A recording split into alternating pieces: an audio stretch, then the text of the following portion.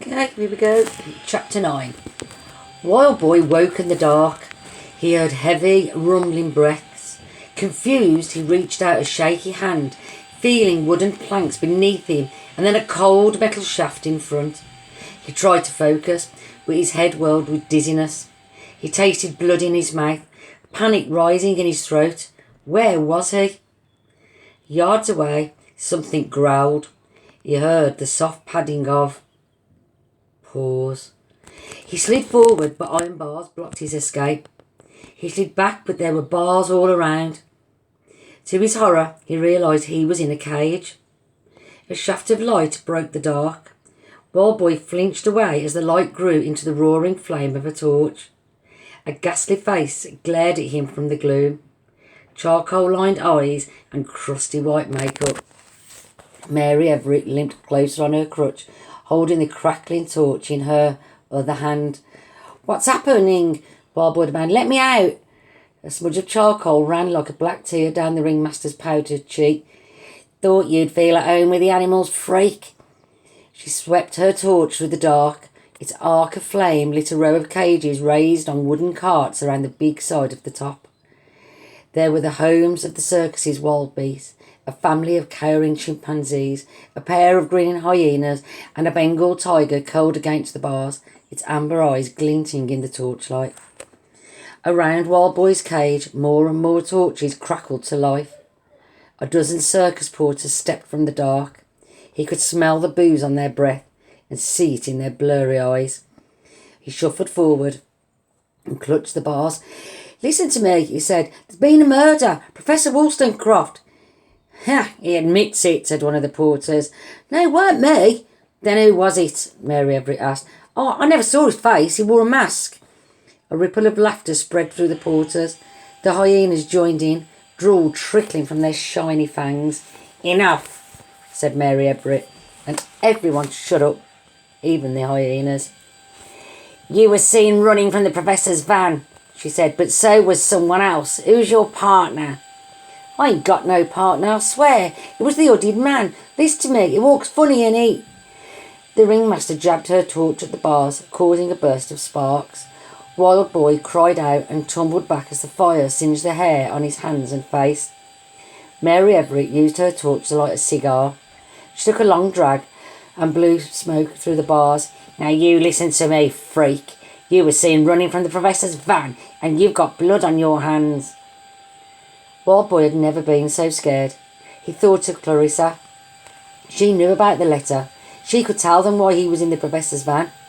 But he feared her mother was crazy enough to put her on trial too. Clarissa was no friend of his, but he wouldn't snitch on her. Besides, these people didn't care what he said. They just wanted to punish a freak. He had to stay tough and look for any chance to escape.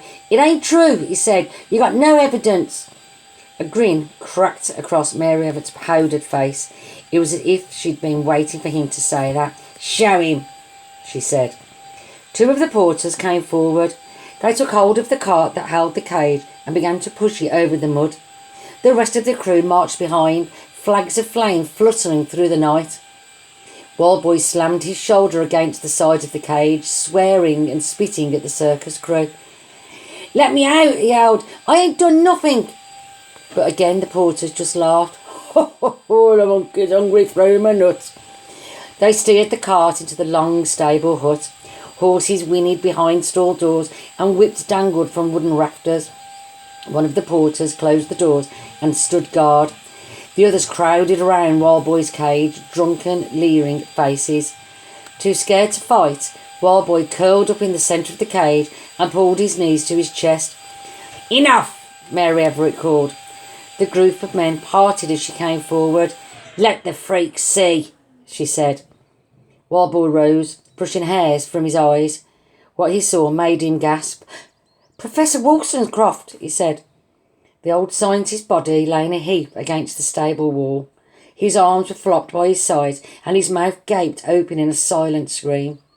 A crow pecked at his rigid fingers, and Wild Boy noticed that his golden ring was missing. Mary Everett kicked the crow away. "You say we got no evidence," she said. "Well, how about this?" With the end of her crutch, she flicked away some straw beside the body. Written in the mud were 2 words: Wild Boy. A gust of wind sent an eerie howl through the stable. Wild Boy tried to whisper, "It wasn't me," but the words got stuck with the fear in his throat. Now, Mary Everett used her crutch to turn one of the professor's hands. There, on the middle finger, was a streak of mud. But there was something else too. Gripped in the corpse's stiff fingers was a clump of long brown hair. The ringmaster looked at Wild Boy. "That's yours." A trapdoor opened in Wild Boy's stomach. Plunging panic. "No," he said. "No, I didn't do it. The hooded man set me up." "Bloody liar," said one of the porters. "Shut your head," Wild Boy yelled. "This is murder. The killer dumped the professor's body here and set me up. Ain't it obvious?" "Well, how's that then?" "Look," Wild Boy said. "See the mud on his finger? It's on his middle finger." "So?" "Well, you wouldn't write with that finger. You'd use this one. And what about that hair? Look at it. It's horse's hair, not mine. And what about them horses too? And all their noise tonight?" "The horses didn't make any noise tonight," one of the porters said. "But they would have if there'd been murder done here, wouldn't they?" Before Wild Boy knew it, his big eyes were scouring the ground for more clues. Among all the footprints, he spotted strange round impressions in the mud. They looked like marks from a walking cane, only wider and deeper. "There," he said. "See them marks? They go right up to the body. But look how deep they are. It was someone leaning on a cane or a stick. Remember I told you the killer walked funny? And look, the professor's ring is gone. He was wearing it when I last saw him. A gold ring with the letter G. The killer must have pinched it, but I ain't got it, do I? Search me. Go on." A few of the porters peered at the professor's hand curiously, but Mary Everett waved them back with her crutch. The ringmaster puffed her cigar. "I know a few things too, freak. Know about everyone on this travelling fair. I know you stole that coat from my band, for instance. I know you hide up the vans, spying on folk. And I'm told you can see things no one else can. Ha!" The porters chuckled with their boss. Mary Everett blew another cloud of smoke through the bars. "He was a clever man, the professor. A learned man. That's why you hated him, innit? Because you're just a freak and can't never be nothing else." "No, you're wrong. We heard you were seen attacking someone last night with a knife." "What? No, he attacked us. He had the knife." "Us? So you do have a partner. Which of the freaks is he? Tell me and maybe I'll change your sentence." "Sentence? I ain't done nothing." "You ran from the professor's van. You're covered in his blood." "No, he wrote your name. It ain't true. You're the only monster here. I ain't no killer."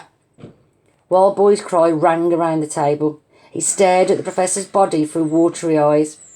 He knew he could find more clues to prove his innocence, but what was the point? The hatred in Mary Everett's eyes was clear, and these porters wouldn't help him. They relied on her for their jobs. But he wasn't giving up either. He reached between the cage bars to the cart's wooden floor, dug out a loose nail and gripped its end with trembling fingers. If any of these men opened the cage, he would stab them with it and try to get past. He'd spotted a hole in the stable wall that looked big enough to squeeze through. Mary Everett turned to the porters. "One of our own has been killed. We don't need no busybody coppers round here. We take care of our own business, punish what needs punishing. That's showman's law. That way, everything stays right." She looked at Wild Boy, and for a moment her eyes softened. He thought he saw something like sadness under that white powder. It was almost as if she didn't want to do this, didn't want to be the person she was being. But a second later, the person was back, and the ringmaster's eyes hardened. "This is murder, and he wants sentence for that. Jack, get the rope. Sam and Isaac, grab the freak." One of the porters threw a rope around a rafter and tied the end in a noose. The other circled the cage, fire torches blazing. Wild Boy gripped the nail, but his hands shook so hard that it slipped from his fingers. He scrambled back, feeling for the weapon. "Get away!" he warned. "Get away or you'll all be sorry." The porters stepped closer and then, whoosh! A rush of wind extinguished their torches. The stable fell into darkness. "Who opened the doors?" Mary Everett roared. "Joe, I said no one else comes in." "I am sorry," a voice replied from the dark. "It seems that Joe was remiss in his duties."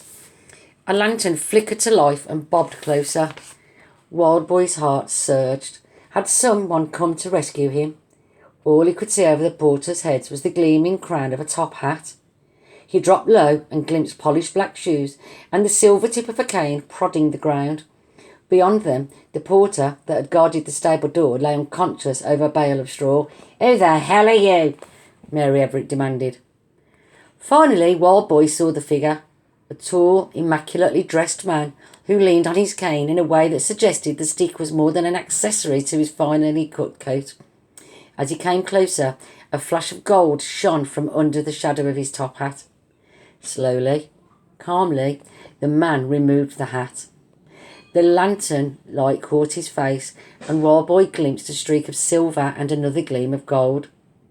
The silver was the man's hair, slicked back and perfectly parted at one side, but the gold, it was the man's eye.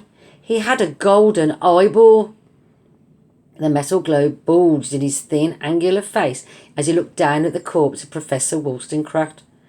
Wild Boy noticed a ring glint on the man's finger. It was just like the one the professor had worn, inscribed with the letter G. The man spoke. His voice was calm and measured. "Gentlemen, you will all leave this place." Mary Everett scoffed. "You all stay right where you are," she ordered. Wild Boy saw her hand shake, just a little, as she lit another cigar. Very few people made Mary Everett nervous. "You're a copper," the ringmaster said. "You ain't wanted here. Ain't that so, fellas? Coppers don't know nothing about our world." Wild Boy could barely believe what had happened next. The golden-eyed man laughed, a great booming roar that filled the stable. "Ho, ho, ho, ho, ho." Still, without as much as a glance at Mary Everett, he turned and addressed one of the porters. "You," he said, his voice now deadly serious, "your name is Richard Carson. You are currently on parole from Newgate, where you served 3 years for burglary." He turned to the rest of the crew and addressed them in turn. "You are Isaac Solomon, a deserter from the French Foreign Legion. Theodore Lent, you are a part-time fence. Samuel Swales, leader of a notorious gang of grave robbers. And who could forget Mr. Silas Cullen, escaped convict from the prison ship Defiance." The men were speechless. The golden-eyed man turned into the ringmaster and plucked the cigar from her mouth.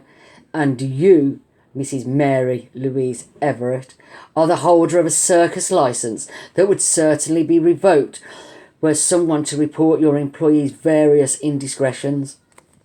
He shoved the cigar back into her mouth. "Now, I wish to speak with the boy." Wild Boy was as stunned as the porters. These were rough fairgrounders, but this man spoke to them like they were children. Several of the men rushed from the stable.